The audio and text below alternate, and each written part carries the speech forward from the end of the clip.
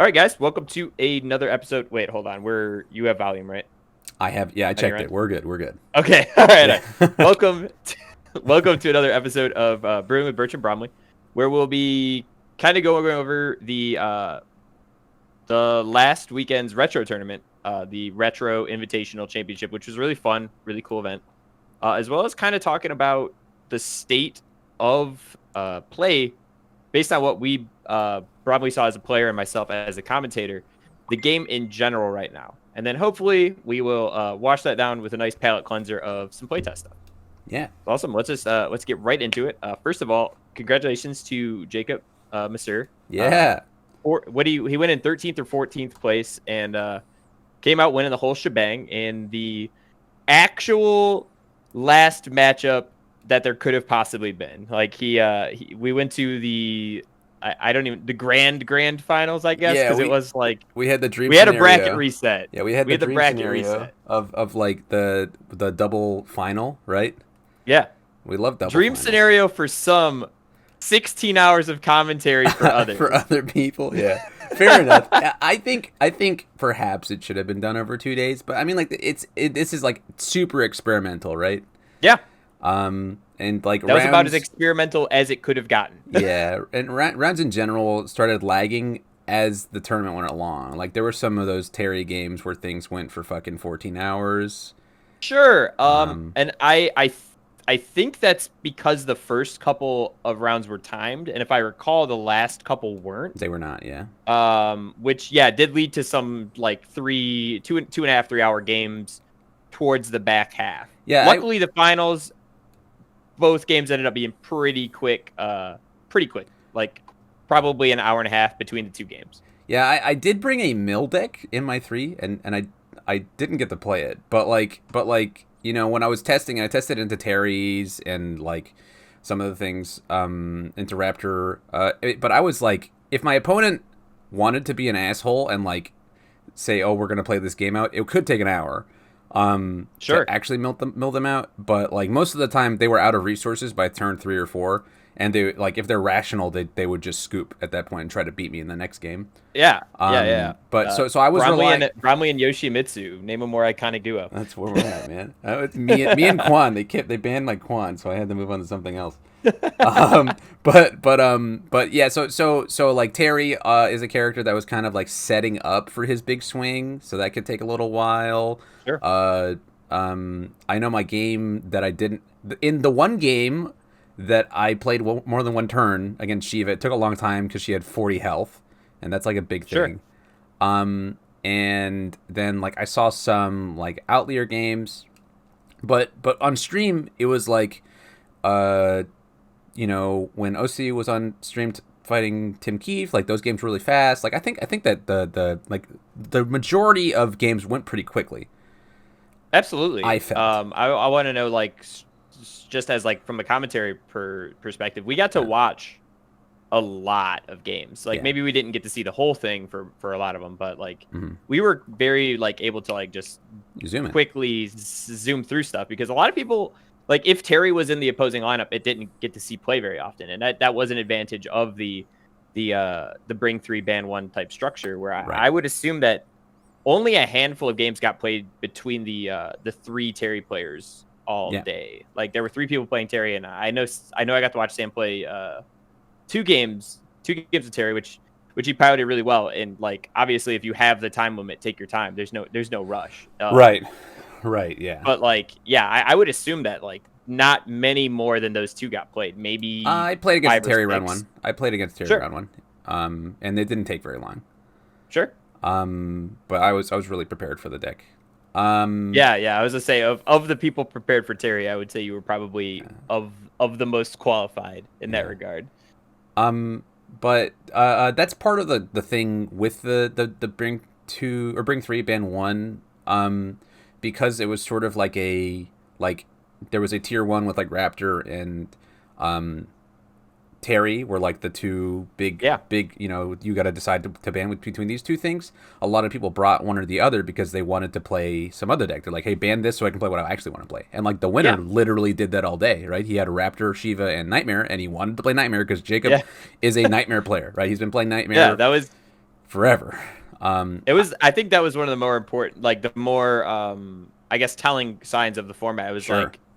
like, there were 6 Raptors among 16 players. Yeah.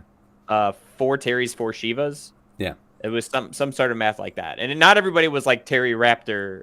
Most people brought like one of those decks. So Yeah. if you split up those decks amongst like one per person,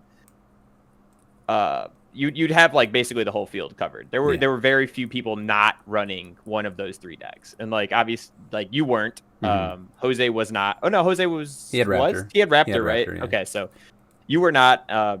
And then like maybe two to three people other than you did not have one of those 2 decks represented. So Right.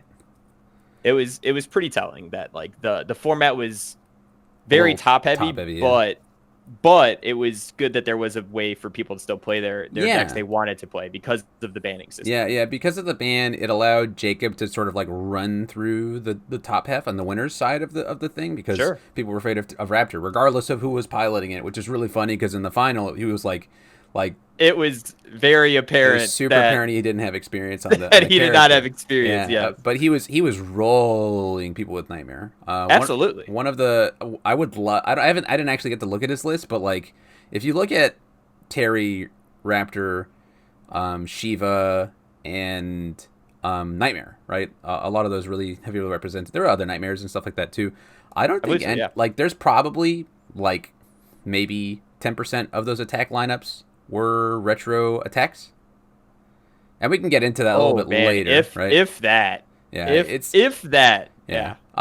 So and like when it was pretty telling to me that like retro doesn't feel very retro with the format in the way that it is right now. Yeah. There's like retro is very characteristically not retro at times. It just feels like standard plus kind of. But it was cool to see Jacobs run through the. He played against a lot of really good players. Just watched Jose. Poor Jose did not get to play the game. Yeah, and he had Jose had an out. He just took a little bit of a weird line on his kill turn in that second game.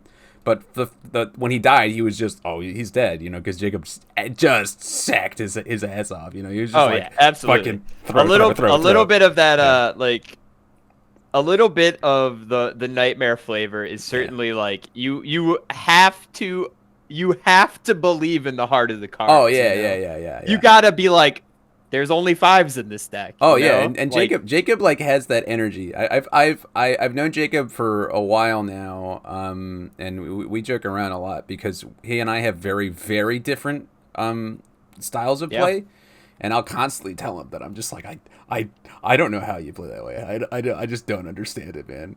Because he'll just like I think of the 6 games I played against him in big events. He's attacked me on one like 5 of those 6 games. He's just like, hey, there's a 5 on top, and I'm gonna eat this at you. You just gotta believe, he heart of the cards, and like he was yeeting attacks turn 1 the entire day. Sure, yeah. You take odds like that, and sometimes you get paid for it.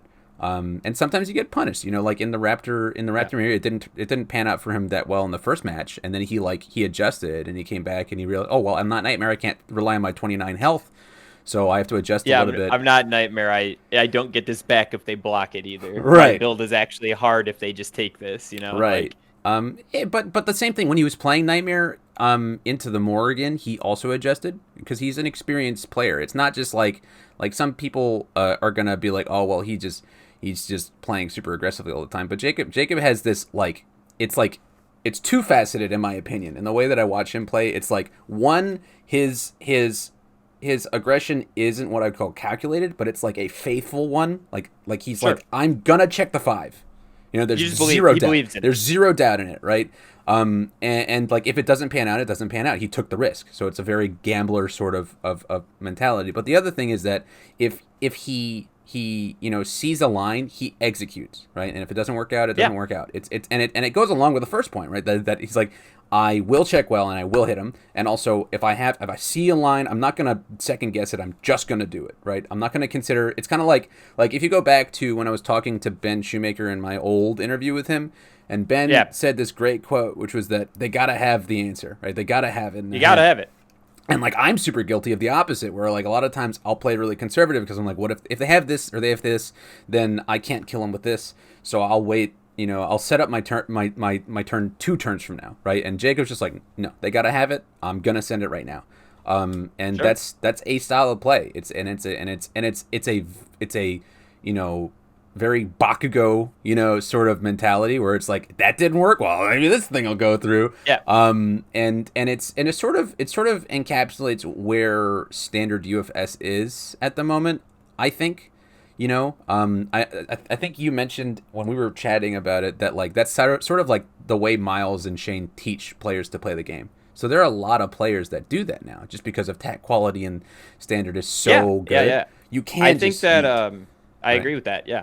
I mean, yeah. And because like the Legendary Wolf games, people are like they represent a huge chunk of UFS in like America in general. That's where a lot of the play is. And so like Jacob is like I think at the top of that style of play, right? His aggression is just like it's unparalleled. Nobody plays like Jacob does. And it's so contrary to the way that he is. If you've ever met Jacob, he's very, very nicest guy. He's very nice. Like he's quiet, not like super unassuming loud guy. Yeah. I mean, he's very funny. Yeah. But he's I super love talking nice. to Jacob. And by the way, check out Final Round Game Shop. I think.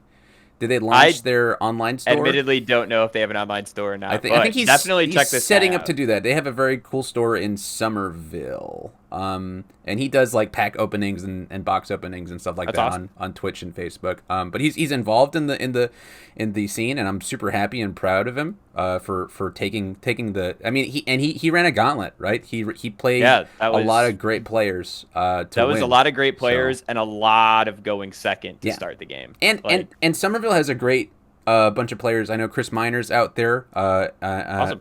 And this is maybe putting some of those South Carolina players, highlighted in the same way that like, a couple years ago, Matt Childress Ryan and from Cody. South Carolina, I think. Is Matt Childress from Carolina too? I think he's from South Carolina. Oh, there you go. He loves Clemson. Yeah. I think that's South Carolina. We love the representation of different areas. Like, I like it when it's not just like Omaha. Yes. They are getting a little too good. Yeah, they're getting good. I'm tired of seeing Jacob Johnson and Mark Tyner's faces. Gotta fight them back, dude. But yeah, it was a cool run. And if you have any time, I definitely would watch the last 2 games of the event, because watching Jacob literally learn how to play Raptor was super neat. I don't know. It took him 3 games. It took him 3 games, and then he was getting his ass absolutely blasted. Yeah. Not even close for 3 games. Yeah. I messaged him afterwards, or no, he sent me this wonderful picture that's gonna be the thumbnail. And it was a beautiful picture. It's a great picture. But he was like, yeah, the only time I played Raptor was like teaching, like demoing. And I never played it like really, and it was like this isn't us like taking the piss out of him. It's like really apparent that he didn't have very many reps on the deck, and his adaptation, like that shows that he has the experience, and like that all he needed was a few more games on it. So I'm curious if he didn't play Shiva at all, right? I don't think he played a single game of Shiva. That's funny. I wonder if he put any games on that, or he was just I wonder if people are gonna ban Raptor. That's the question. When you're watching this, Jacob, answer in the YouTube comments if you've ever even touched Shiva as a deck. We would love to know. But honestly, just to go back to what you were saying about how he played his games, like his style of aggro, I think that is there are really just 2 ways to play aggro, right? Like Tim Keefe plays a really nice calculated aggro game where he does all the math, where he thinks about all of the plays, right? Mm-hmm. He's got all the numbers ready. He's like, these are my opponent's outs, blah, blah, blah. My opponent needs to check on blah, blah, blah, blah. And then you have Ben Shoemaker's way of playing aggro, which is much closer to Jacob's, like you said, where it's like they have to have it. Though from my experience, I don't think Ben's doing math when he looks up his hand and goes, oh, you're dead. I think he just does it, And I think that is very similar to how Jacob played his Nightmare deck, where you draw your hand, you look at your hand, and you go, well, this looks like about 50 damage, and then you put it on the table and hope your opponent doesn't have answers to it. Right. And I think that is super. It's a really good, like, that is a really almost veteran way of playing the game. Like, I don't think that everything single play has to be like Tim Keefe, to where you know all the math and you know all the numbers and all that stuff. I think it is just as easy to look through your opponent's discard pile and go, well, how many revokes are in here? And if you see enough of them, go, well, they probably don't have it, and then just put your hand on the table. And if they have it, shit, you lost. But if they don't, whatever. It is what it is. They gotta have it. They gotta have it. And at a certain point, like, you don't even need to worry about revoke or stuff like that. When all of your attacks deal 10 damage and are throws, and also you play them twice. Like, Yes. Nightmare particularly, you don't have many answers you even really give a shit about, except for like stop. But even then, it's like, all right, next turn maybe. Yeah, I think I've certainly watched Nightmares attack through like 3 turns worth of stops, where they're just like, okay, I'll pass. Next turn, do it again. Okay, I'll pass. Okay, all right. I think that literally happened at the last retro event, right? I believe so. I'm fairly certain Jose stopped Jacob 3 turns in a row or something still like lost. that. Yeah. It was neat. It was neat. And the event in general was pretty good. But the next thing I sort of wanted to talk about was just like that thing I touched on earlier about like just attack quality in general. Before we move on, real quick, just one last touch point around Joe. I wanted to know, as somebody who competed, what your take on the format itself was. Like, do you think there is any more implementation of this, or do you think it's just like, if they ever have an invitational, this is the way that you go? The 3, like... I loved the double elimination. Okay, that was neat. Sam lost out early actually and had to fight his way through losers. Yeah, which was also cool to watch. By the way, that was neat. And you know, Sam's so many run backs. Yeah, he's a very talented player, and he mind gamed himself in the final. He would have probably won had he just stayed with Raptor, but maybe. He really was like, he's gonna switch to Shiva. He's like, no. I just watched him on this Raptor. He's not gonna play it again, and mind gamed himself. But I told him that he was busy thinking and Jacob was busy doing. Sure. But I think the format was fun.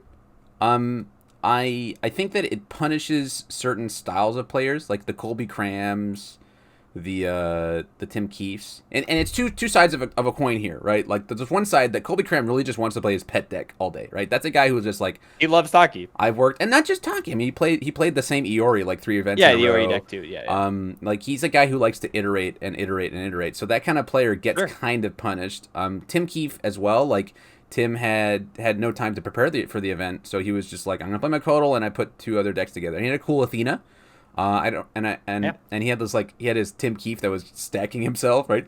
He would not play the Tim Keefe on stream, and he lost twice at the Athena on stream. Damn. That son of a bitch. Damn, which is cool. But like, and I know that like Cody Kent also complained about like how he doesn't really have the time because he's working to like work on 3 decks. So that is an actual concern, you know. Also, I didn't get to play my pet deck at all. They saw Yoshimitsu and said nope. Yeah, it was baked into my like, I figured that was what's going to happen, so that way I would be able to cater the other 2 matchups for it. But how many people do you think Googled Hell's Vortex while looking at your deck and said nope? I don't know, absolutely dude. Not. I don't know. They went on UFS Ultra and noped the fuck out of it. I think they saw Koenma's and thought about how they were looking at my deck, and I definitely was looking at their deck. Like, maybe we shouldn't do that. I think that was fun. That. Yeah. Looking at the deck list makes Koenma's so much better. It's so good. So much better. Because you know exactly no more guessing on like the 1-of attack that they might be playing. Like, shit, is this a 1-of or a 4-of? Yeah. But yeah, I think the format was fun.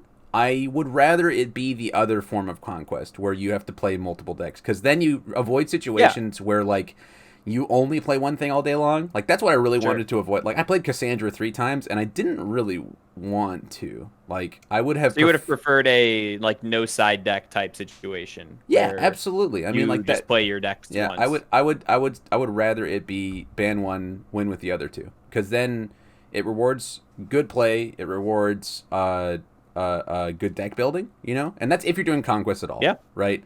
But it also again forces Yes. players like Tim and Cody and Colby to, like, they got to branch out and play other things too. Sure. So there are upsides to it. The upsides are like that it's exciting and fun to see all these sorts of decks and see what everybody, it really rewards creative players. But it also, like, the end result is that you're still playing a match with one deck. And some people just play that one deck all day, like Jacob did until the final. Sure. And that's like, at that point, why not just bring one deck? Right. At that point, why not just let Jacob play Nightmare? Exactly. Yeah. Whatever they want. Yeah. So what's the point of the ban at that point? I would like to go all the way and actually play Conquest. I think it'd be neat. But it's cool. It's cool. I would be okay with another event being like this. Certainly, time consuming because of the banning and like scouting process. It took a little bit of time. Yeah. So I'm sure it can be iterated by some smarter people than me and made better. Sure. And Tim did a great job. Way above our pay grade, dude. Exactly. Way above our pay grade. Yeah.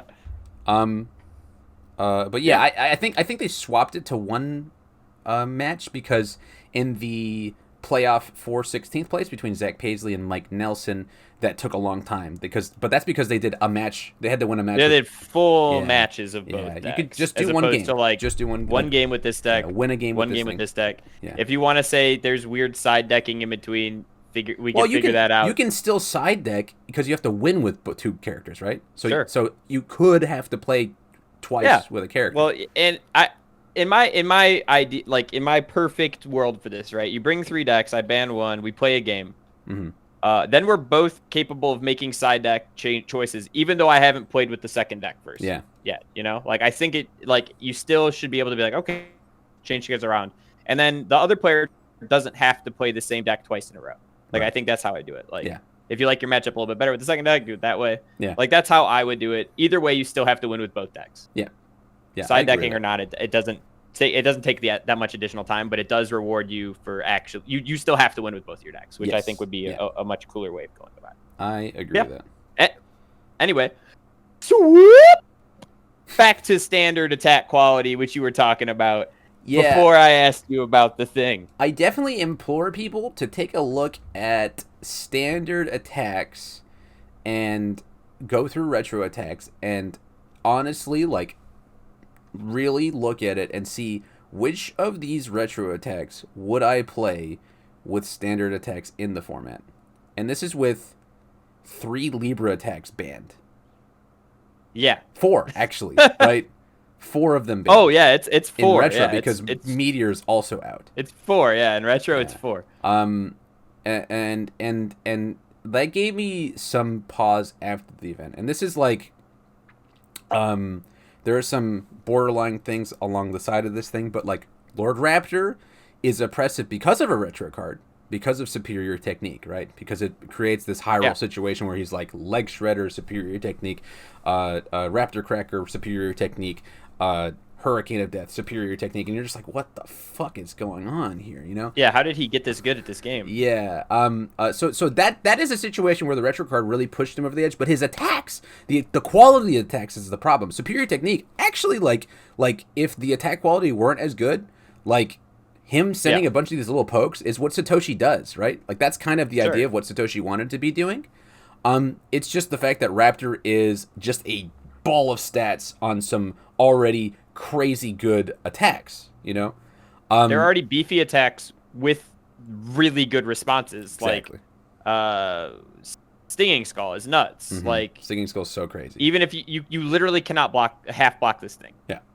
If you half block it, you take 1 billion. If you don't block it, you take 1 billion. Like you have to full block it. Yeah, I call that one Raptor Cracker. Sorry, I keep forgetting Raptor Cracker. You did, and I was like, I'm pretty sure that's Stinging Skull. That's Stinging Skull. Yeah. I kind of like assumed. I think Hurricane of Death often comes in for 10+ damage. And like these are like reasonable numbers for, like, in my head, 4 difficulty attacks come in between 4 and 9 on the high end. 5 difficulties come in between 5 and 13 on the high end, and then your 6 and 7 just sort of break the rules of the game sometimes. But like the problem is that they are flash, and he's ignoring progressive difficulty, and they're all doing extra effects on top of all of the stats that they're getting, right?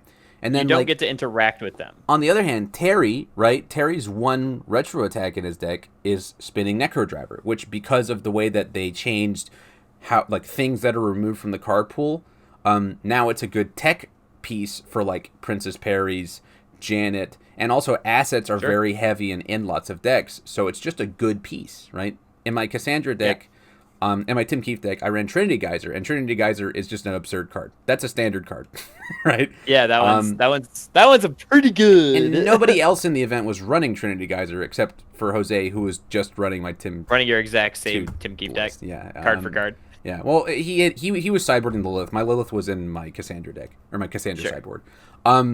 But like apart from those cards, like Necro Driver and Trinity Geyser, I didn't see a retro card all day. Shiva. Also, not to mention that spinning Necro Driver combos into Swallow Your Soul. Like, right. It's played combos into it. It's it those just goes Earth cards that play into it. It's another Earth throw with 3 damage. Yeah. And it goes right into that package. It's got a 3+ block for Cassandra. But it would see play in standard for that reason. Like Lilith would be much stronger of a character because of that. She would have another 3 damage throw. And then like Terry's other attacks are like from Science. He was running Big Cyclone. Dark Kirito, just Earth, like good stuff.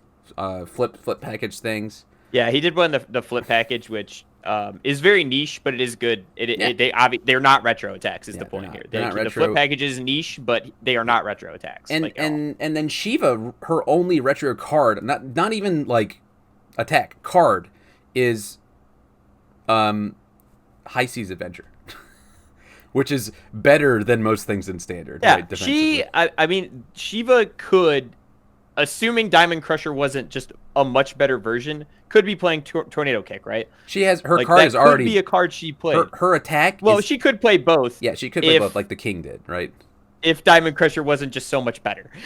Well, so my problem there is people are so fixated on Diamond Crusher, and I am too. Like I've said that since July, is that interaction is it's just clear that Jasko was not playtesting. Like it's just a failing. Not at all. Or they were like, well, Shiva can't kill people, so let's do it. No, it's an absolute, because the thing is that there's right below Diamond Crusher is the second tier of absolutely bonkers cards, because Airground Smash makes her an 8-hander, and Phantom Driver is just a 1-diff late string. You know. Sure. Because that is a very good card. You have to like, and Phantom Driver's not good. It's kind of like the Neurophotica in Liu Kang situation.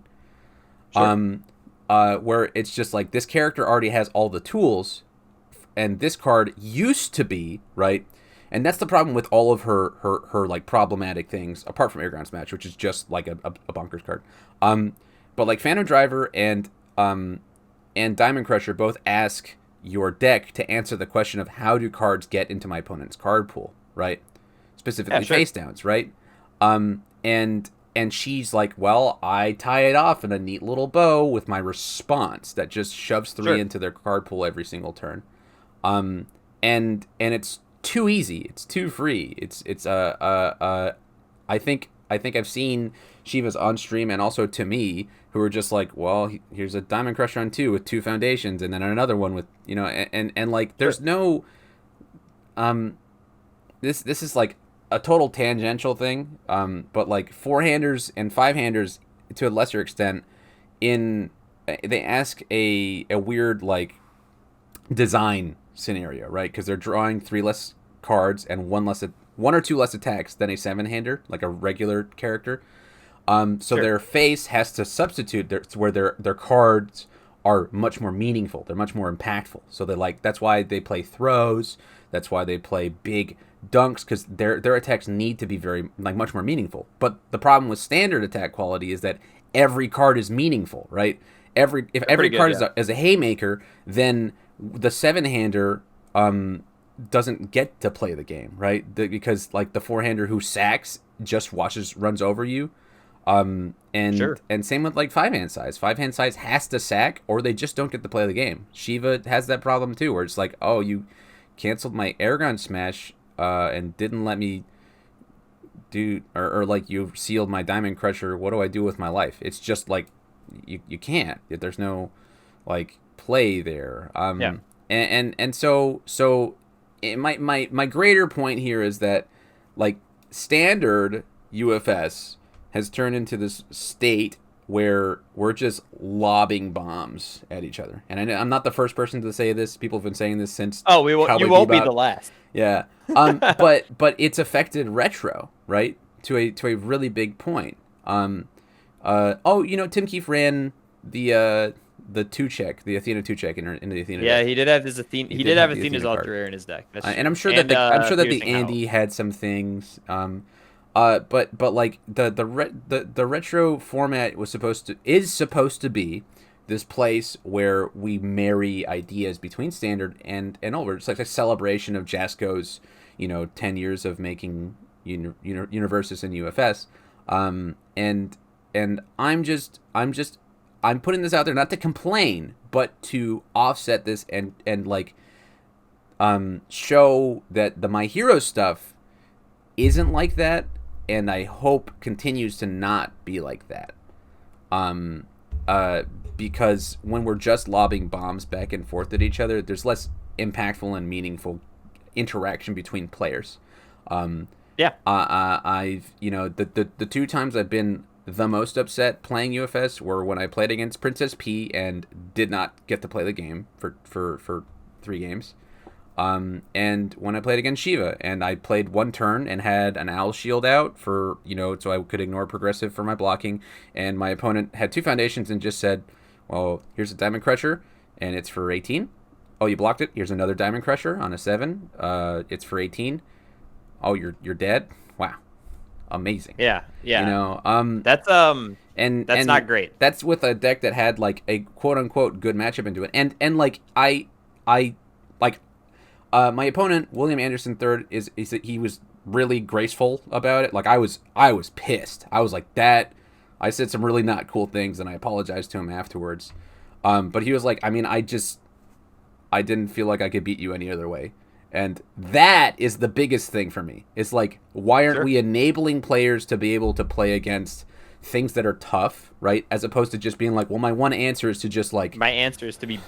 Let me throw my attacks before you, and hopefully they stick. Yeah, that's like throwing darts. I can't imagine that was fun for William. For Will, I don't think that he was like, yeah, I really got in there. I had a blast throwing 2 attacks. I had so much fun. When we were playing with like Shield Bangs and we got the loops off, nobody felt satisfied. Like when we were testing it locally, nobody was like, we're just like, oh well, I got my thing off. Like that's not exciting. That's not fun.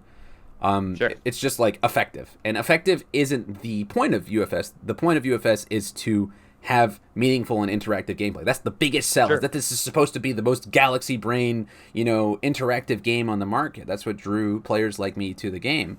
So I'm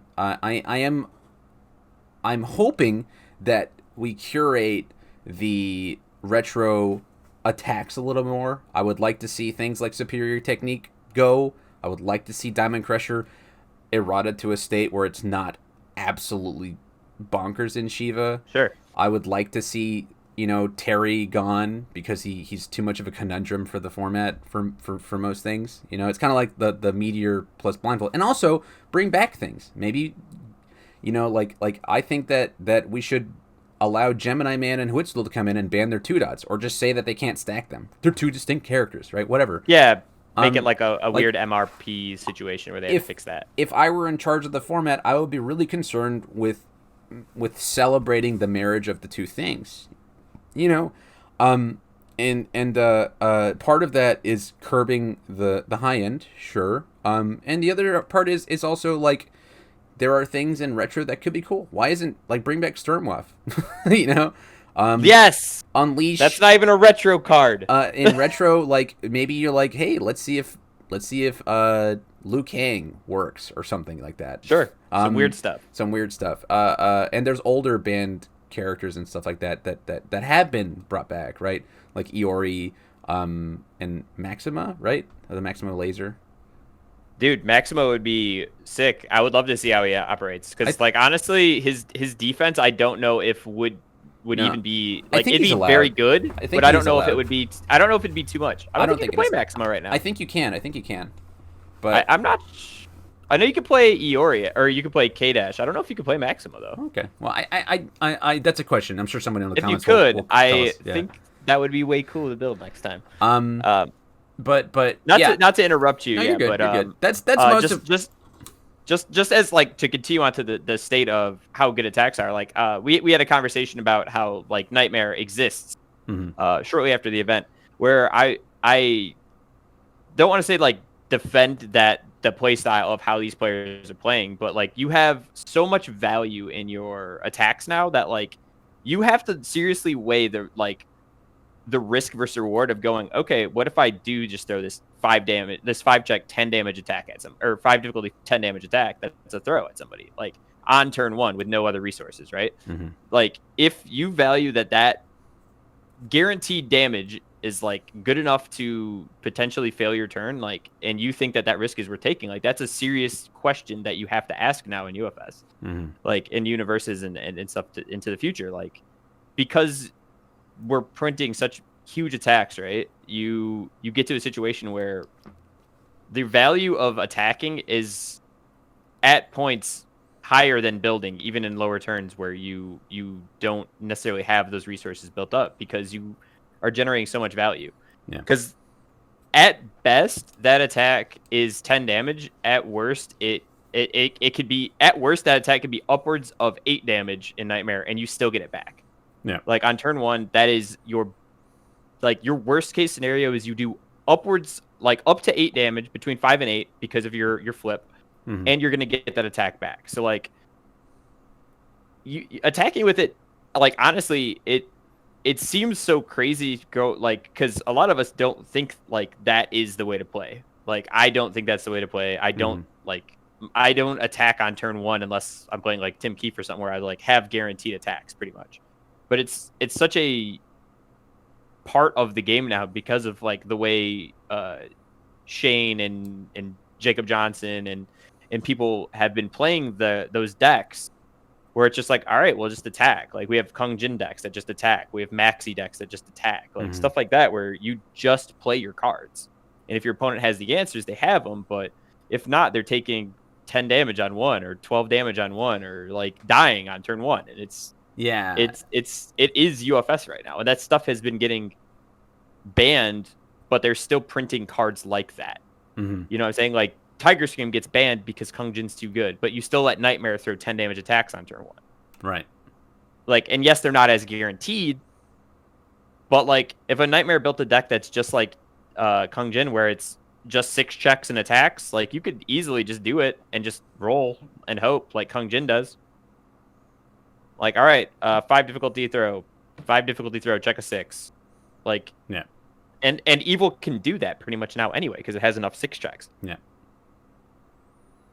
Yeah, so it's weird. It's a weird state where you have to kind of accept that defense is almost a lost art, and people who can play very strong defense probably need to be banned because their defense is so strong that it's noteworthy. Right. Which sucks. Like Terry is kind of unassuming, but it's too oppressive because it can match the bombs. Right? Like if it's just blocking, like if it's just matching like basic offense, it's probably fine because then you got like other defensive decks that can do the same thing. But it's literally matching nukes. It's insane. Yeah, we talked about a long time ago, like a couple months ago, we talked about the sort of arms race between attacks and defense and standard, where it's like, well, my attack's gonna do 12 damage. Well, okay, well I'll delete your attack. Well, I'll delete your attack, and well I'll delete your attack, and so like Guardian's Final Judgment is an insane card, right? Sure. Or Guardian's Final Duty. Sorry, Guardian's Final Duty. Guardian's Final Duty. Yeah. Crazy card, right? Sweet nothings without a momentum cost, right? There's a no cost. Yeah. And like, but it like, wow, that card feels necessary because cards are so good, you know. And like Phil was saying, when you have like my I used to play Nightmare actually quite a bit when he came out, because he had this interesting hand tax sort of thing where it's like, well, I can play weird zones and play around with my cool cards that are offsetting my pickup to hand or whatever. And then for 2 consecutive sets, we just said, well, okay, he's just gonna have 2 4 mid 10 throws. Because that would have been cards like Scorpion support and then his own support, right? Right.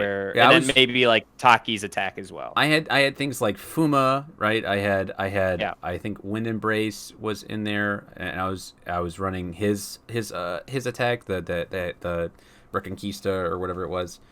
Sure. And then I had this I was using like a Firefly Gunner list. We're trying to do like kooky things. And there was a Nightmare I played in Omaha that was running like Ovipositors and neat. Yeah, Bowflame.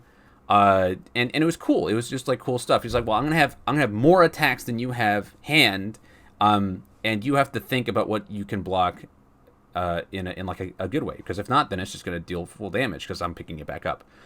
Sure. And so Nightmare evolved into this big dumb character, and that's kind of like what the character is in the game. He's just big and dumb, and he goes, yeah, just right? Big heaves. So yeah. and so like thematically, it's okay. Thematically, it's okay, and he always had access to things like Izuna Drop. He always had access to like Wind Embrace. Sure. But it's kind of sad, right? That's where this character went to, right? Even when he had the unerrated Boulder Barrage Genbu, Boulders. nobody thought that was okay. Like even the people playing it are just like slam on the table. Okay, here, answer my 20 damage. Yeah, do you lose? Yeah. Like, here's Boulder Barrage. Did you lose? I certainly played into a Nightmare and just mid-blocked it twice because I was playing Quan Chi and I had 2 character blocks.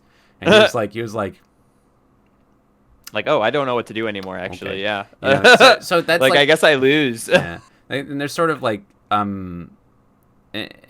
would hope that like the game evolves to a point where like you have to have a little bit more input to get cards to that point, right? Sure.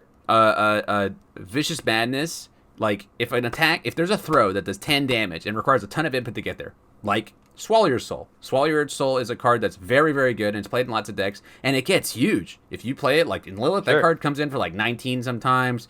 In Cassandra, it's a big quite boy big. Sometimes, But there's points of interaction. Cassandra has to have Owl Shield to make it big. Lilith has to play it on a big number to make it big, and it's just like a good utility card.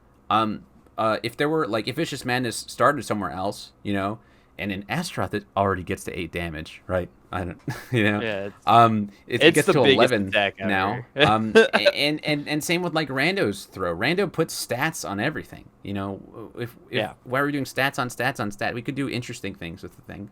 And same with Diamond Crusher. Diamond Crusher is supposed to be this interaction sort of place where it's like, I'm supposed to fill their card pool, and then I drop this on a really high difficulty because it's a 6 right? But then we designed Shiva to just directly go, with this thing. And like, I think it's directly analogous to Tiger Scream, because Tiger Scream flipped whatever their answer was to it on turn 1, right?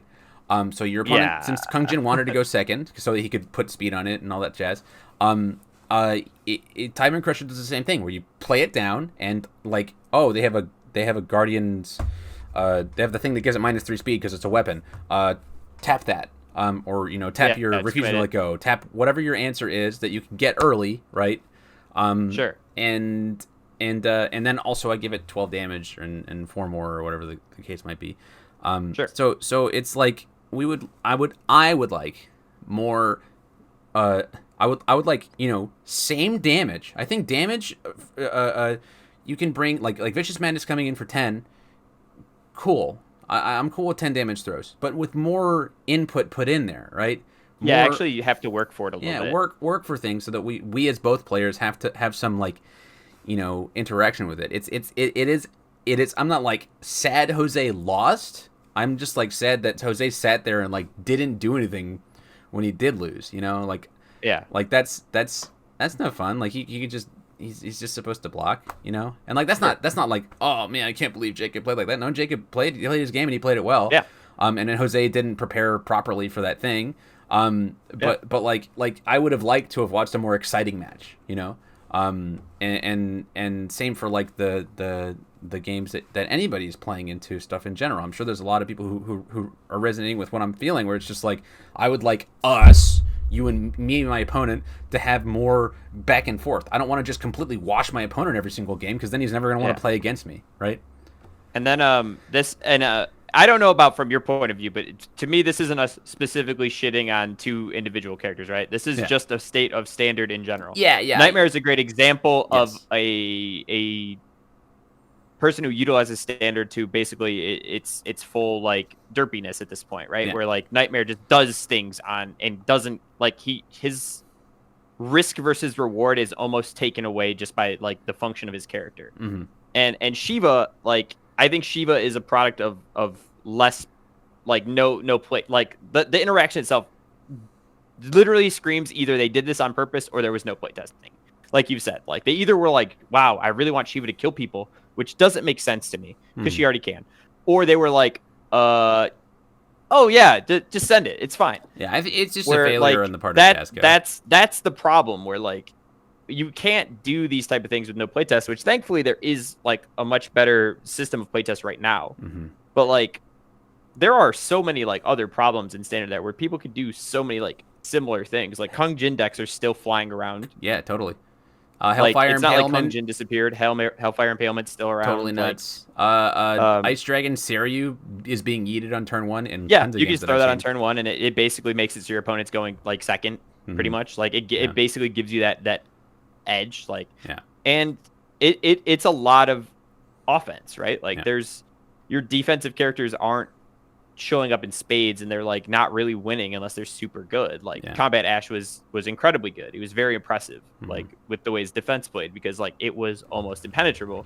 And the same thing with like a Kevin Broberg to a lesser extent, because I think Kevin Broberg's defense is incredibly good, but it's not impenetrable. I think it is a bit much, but I don't think it's like unwinnable.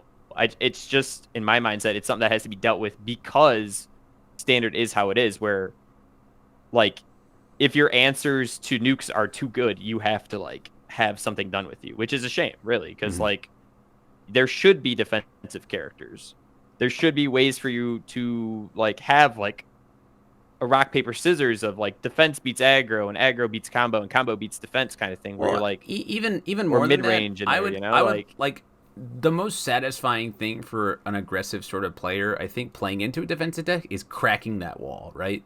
Like, I don't want aggro decks to just lose because I'm playing a control deck. It's sure, you know, or but like, you want them to be able to like think through it, as opposed to like I would like for me, I love cracking walls. That's like my favorite thing to do. I don't really like playing into aggro decks because a lot of times when I win, it doesn't feel like they did anything because they're just doing that one thing when they're attacking, you know. But like the same thing for an aggressive player, you know. I love playing against Tim Keefe because Tim Keefe is constantly trying to break my wall, right? He's trying to get through my defenses, and I have this great, you know, back and forth. Every time I played Tim, it's been like that. The person, not the character, right? Yeah, Tim Keefe, not the character. I hate Tim Keefe too. But like, and we had it on both sides. Where like in Atlanta, a couple years ago, I was playing Akuma into Lilith, and I was trying to break through his wall, and he ended up, you know, beating me because his wall was just better than my aggression. And then, you know, I played a Quan into his Yusuke, and I was aggressing, and, you know, I broke through his wall and things like that. But that was with a lot of interaction. For the Lilith, he needed to assemble a big board. He needed to get a big string down with like, you know, Nutcracker building into that thing. And then with my Quan, I had to set up a turn where I like played an Ailurophobia and use a Mitsurugi to discard a card from his hand, and then play a Wind Embrace, and then use Zasalamel to... And I responded with 2 phases of monster to give it -4 speed, and I Zasalamel for -5 more speed, and then I gave it +9 damage on this giant throw that he couldn't block because he had no cards in his hand. You know, like that's a lot. Like that's a 3 low for 15, right? Or 3 high for 15, and also burn him 1 and gain me 2. But like I had tons of input there. That's a lot of like a lot of moving parts. Yeah, whereas lots of Libra pieces. kind of took away parts. Yeah, a lot of Libra stuff feels like it took away a lot of our movement. And the DLCs, man. I mean, Andy is the obscene, DLCs for sure, right? Andy's obscene. Julia just big shots you, and nobody's playing Julia. Like, what does that tell you about that, right? Yeah, where a format where big shots is like too slow after being complained about for a year. Yeah, like, or Gren. You know? Gren's entire kit is just lobbing huge haymakers. Every single attack he sends is a haymaker because he puts 8 damage on everything, right? Sure. So it's like, my sort of segue is into if anybody's been looking at the My Hero stuff, the playtest stuff. Specifically the 9 cards that they've been bringing back in. You can see that they've been trying to dial that back a little bit. There's a lot of interaction in these cards, and I'm glad for it. I think that everybody should play with that and see if you agree with me. Play with just those cards, build some decks with just those playtest cards, and fill out the submission forms, guys. Absolutely fill out the submission forms because you're just taking advantage of the system if you're not actually putting any input in. Frankly, you're just being lazy and should not be playtester. Yeah. I think that if people aren't going to put in these forms, they're just not going to public playtest anymore. Yeah, you're just not going to get to do it again. But if all the people who are putting in the forms are going to get an invite to be playtesters, and all you clowns who aren't, you're just going to be like, I think it's really messed up that they won't let us look at all the cards early now. I think it's really stupid. I don't understand what happened. And there's lots of vocal people too, in the Discords and Facebook groups and all that stuff. Be vocal about it in the submissions. Tell them how you feel. Tell them exactly how you feel. But the cards, there's a lot of things that are very no in standard, right? There's loops. There's tutoring from discard pile. There's things that search decks. There's things like that, and it's because attack quality is a little bit lower. And not a whole ton actually. There's tons of attacks that are coming in for 8 to 13 damage. There's lots of 4 diffs that are averaging at 6 to 7 damage, and that's pretty big for a 4 difficulty poke sort of thing. Sure. But the tutoring is in my opinion it's okay and exciting because now there's interaction. Oh, I went and grabbed this thing. I'm gonna hit you with it right now. Do you have an answer for this thing? Maybe we go back, or I go grab it on defense or. So I would prefer that thing where it's the broken part of it is that we assembled our pieces and had a fun game where we were having a multi-tiered offense and defense. Sure. Right. I think that the damage nukes and speed nukes are probably a little too much in the format. Yeah, I hate that. And I hope that I'm assuming that Plus Ultra doesn't get printed in the way that it was way back when, where it's just a 1 mid block that brings it to 0 speed.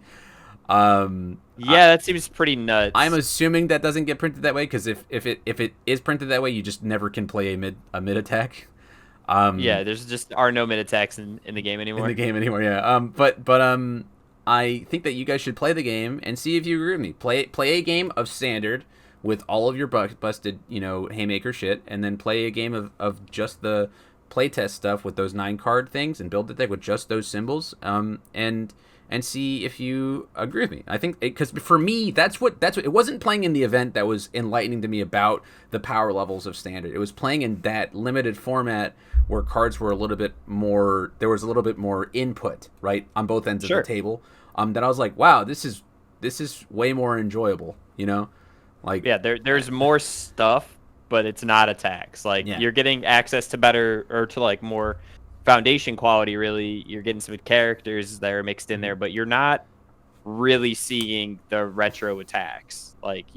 That's not what was happening. So what we need to do is get to a state where the foundation quality is, I'm not gonna say increased. You don't want to just have super broken foundations, but we need to get back to a point where foundations still hold enough value to compete with attacks, especially in early turns where it's just games ending on turn 2 to me is not that fun. No. I understand it's part of the game. I understand that is how we're playing now, but I would love the average turns to be 3 to 4 is where you want to kill people, and I think 5 and 6 is a late game, and it's also stuff like that, man. Yeah. I don't know. I don't think turn 2 is exciting. I don't think it's exciting for anybody. You're not highlight reeling anybody. You're just playing big attacks and hoping it works out. And that's sort of the thing that Tim Keefe is trying to address with his second player gets 2 extra cards tournament. Because if the second player has 2 extra cards, they can maybe block something on turn 2, right? Sure. And get more than 1 turn to play the game. And so I think that's a really valiant effort on his part. Everybody who hasn't sign up for that event, go sign up for the event and like bring your busted shit. And because then we get to see like, is the problem just attacks, or is it right? Is it that player 2 needs a buff? You know, because it could just be that. And then as far as like retro goes, I would hope for a little bit more hands-on curation of the format from Jasco, and from Tim. Like I think that they were a little bit gun shy with bans and unbans. It shouldn't just take like a thing winning an event for it to like, no, it doesn't have to be like a stationary ban list either. Yeah, you can bring things back. Like you're saying, like we could switch things up. Like we mentioned in a conversation that like maybe you see if Meteor's fine but you get rid of blindfold, right? And maybe you see if the Huitzel 1 and Gemini 1 are good, but you ban their reprints so that they can't stack, so they can't be oppressive, and stuff like that, where you like can move these things around fluidly without like just sticking it there, you know? Like I don't think that a reprint is your answer to a banned card. I think reprints shouldn't really exist. Like I don't see a reason for that, but I do think that you can have your ban list be like, all right, we've gone long enough, let's see if we can revisit cards like Stormwaff or Gemini Man when he was banned. I mean, even like him and stuff. Like some of the banned characters from like Mortal Kombat, you know, like and let's bring back Quan Chi again and then see if he gets banned again. Oh, he'll definitely get banned. I'm re-banned Quan Chi. I'm thinking more of like Liu Kang, you know, and maybe Shinnok. I don't like Shinnok, but I mean, but like Jeddah in a format with a lot more like foundation removal hate is probably a little bit more interesting. It's weird that they took to a point where they were addressing him to ban him. You know what I mean? Yeah. Where like it got to a point where finally answers were coming out and like people could play them on every symbol, and then they were like, he's too much, man. He gets Tira support now. Like that's such a weird feeling to me, where it's like scratch Glissando, gotta ban him. Right. Like it's so weird. Yeah. And you know, I don't like Jeddah. Sure, I don't either. I mean, I do like Jeddah, but I don't think he's necessarily healthy. He certainly really fucks like low hand size characters. Yeah, which I know is like a big complaint from like Jeremy Ray and stuff, is that he is super oppressive for low hand size characters. Well, so is those Raptor, motherfuckers man. are broken. And so is Raptor. Yeah. So is Raptor. Yeah. I would have. And here's my one thing about Jeddah. And just as like a total random aside, because it doesn't actually matter because he's never coming off the ban list. He was one of the characters in that set where it wasn't just a starter deck, really. Mm-hmm. Like he played a lot of his own cards, but it wasn't just like jam 4x of every Jeddah card into a deck and push it in front of your opponent. Right. You actually had like interaction with a lot of other sets, where like you wouldn't be surprised to see him off of Death or Water. I never saw him off his third symbol. I don't even remember what his Chaos. I've never seen a Chaos Jeddah in my entire life. Chaos, dude. But yeah, like he had different symbols and he had other supports he worked off of. Like he played nicely with other people's cards as opposed to just being like Akuma or Raptor, where it's just a starter deck. Mm-hmm. Like those characters, they don't. You don't even need to use your brain. You just take 4x of all of their cards, put it into a deck, and like you have a deck. And the last like note I have for the retro is like maybe just like have actual like casual sort of like, you could do like, instead of straight up retro, and this is a wacky idea, but you could just be like, hey, let's use SNK, you know, SNK Saturday, where it's you have those 3 sets to build, or like you do Red Horizon stuff where you use all of the Red Horizon sets, all 3 of them, you know. Sure. Or you do like because those are the fun casual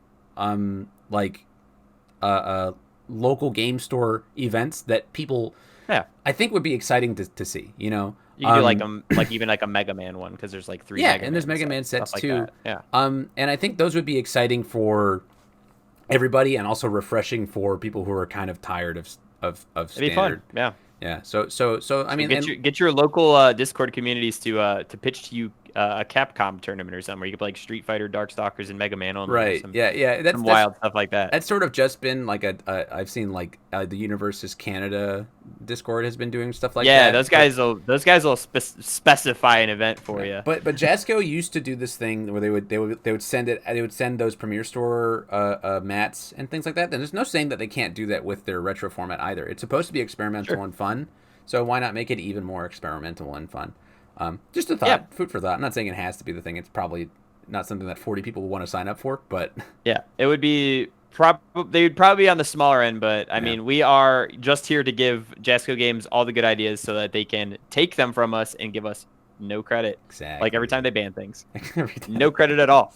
So I can't wait for us to see Terry, Superior Technique, and something happen to Shiva.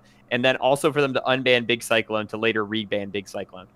Cannot wait for them to do that after watching this video. Shout out to Tim Friedlieb for taking all our good ideas. I have heard him talking about that stuff, to be fair.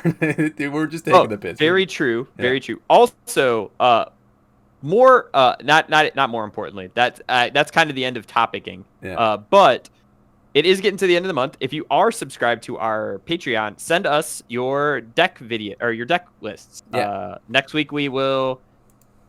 I don't know. I kind of want to see if we could do the lore thing too next week, and we just have like a big fucking week of videos. That'd be kind of neat for me. But like, we're gonna hopefully get out some fucking cool content to you next week because we're gonna have to talk about the Tim Keefe thing, which will be the end of next week. We got deck lists to do because it's the end of the month.